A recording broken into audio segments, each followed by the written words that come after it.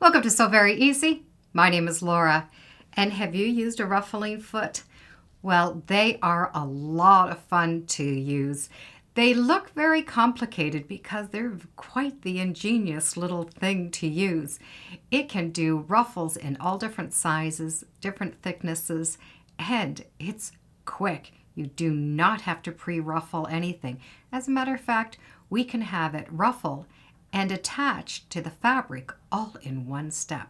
So let's make a quick pillow and get some practice on this foot. Because I think once you start using it, well, I think it's going to be a little addicting. The materials we're going to need, well, some ribbon. I'm going to use two different ribbons, a very thin one and a wider one. Also, we're going to need a piece of fabric. And I'm going to use this dark fabric so you can really see the high contrast in how the foot works. And this is going to be the pillow top. I'm going to start with a piece that I want a lot bigger. I want this pillow to be about 12 by 18. So I have the fabric 2 inches bigger to start with. Then I have stabilized the back. And to stabilize the back, I'm using a product from Pellon. And it is a firm backing. It is fusible, and you can see the fusible side because it's a little bit shiny. And it's firmer, so it's going to hold that pillow nice and straight. And I have ironed it on right to the back of the fabric. I'm going to have the red ribbon ruffle right on top of the fabric and have the white go right on top of the red. And it's going to go all in one step, one stitch, one time, and it's going to be done. To do this, you need to just do some straight lines. You can do some straight lines down the center, do them on a diagonal, any way you want to do them. I'm going to do 2 because I want ruffles to go on one side and ruffles to go on another. So I'm going to draw 2 diagonal lines and have them 2 inches apart. I'm just using a chalk pencil so that I will be able to brush this off or wipe it off afterwards. First, let's take a look at a ruffling foot. There will be this little area up at the front with numbers and little slots. The 0 means there's not going to be any ruffle at all.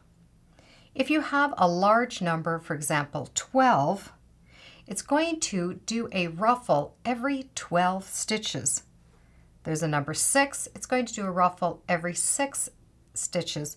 And 1 means you're going to have a ruffle every single stitch. The next thing you're going to do is you're going to find a screw right in the front, and you can see the entire screw. That screw is going to adjust the size of the pleats. Are they going to be very small pleats or very big pleats? There are different ways that you can put in your fabric. The first one is along the bottom. And I'm going to put the ribbon in there. You'll see this little tooth thing, and that's what moves the fabric. If you turn it over, you have these little sort of squiggly lines. And that's actually to help guide your fabric. So if you wanted ribbon to be exact, you're able to put it in here and it's going to stay exactly the way you want it. And you won't have to try to keep it in line. Next, you have another little area. And that is going to put another piece of fabric or ribbon. And just as before, it has these little grooves in it or little holes in it. And that also is to put in ribbon so that you don't have to guide it. It will sort of guide itself. So what we're going to do is set this up so the larger ribbon is going through that bottom piece. The next, I'm going to put the thin ribbon through the top guide. I have the top ribbon going through one of the little guides and coming out to the back. The bottom ribbon is going through the bottom part. I'm going to adjust this so it's going to take one little pleat every 6 stitches. The next is going to be lining up one of those lines along the edge of that foot. So the line is going to follow the edge on this side of the foot.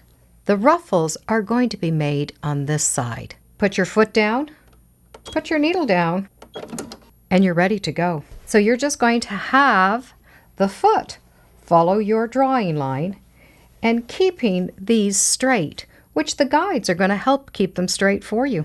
And this is what it looks like.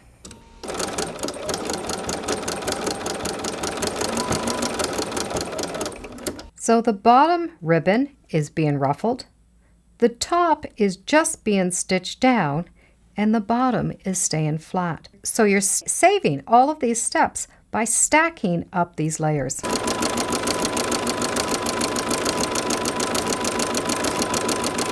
And when you come to the end, just take an extra piece of fabric and stick it underneath so that you're going to sew right over top of that extra fabric. Once you're on the fabric, you're going to be able to take the scissors and trim off the back.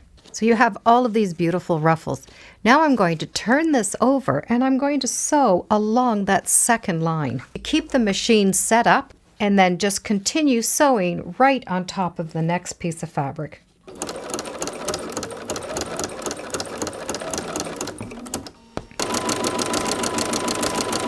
And there you have your 2 perfect rows with all your perfect little pleats. And when you're finished putting your ruffles on, we now can square this up to the size that we want. And if you want to add any more embellishments, this is the time to do it before you sew it together to make that pillow. I'm going to put some nice red buttons right down the center. Right sides together, stitch all the way around, leaving an opening. Then you're going to be able to turn it right side out. Now through that opening, you're just going to be able to stuff the pillow. You now have one tuxedo looking pillow. And it only took 2 rows of stitching plus the stitching around the pillow. This ruffling foot is amazing. It's most commonly used to ruffle fabric for skirts and waistbands, but it is endless for many, many other applications. If you have a ruffling foot, pull it out and give it a try. I think you will be pleasantly surprised on how easy it really is to use. I do hope you give it a try. Thank you for joining me today on Sew Very Easy. Feel free to subscribe, and as always, come on back. Let's see what we're sewing next time in the sewing room. Bye for now.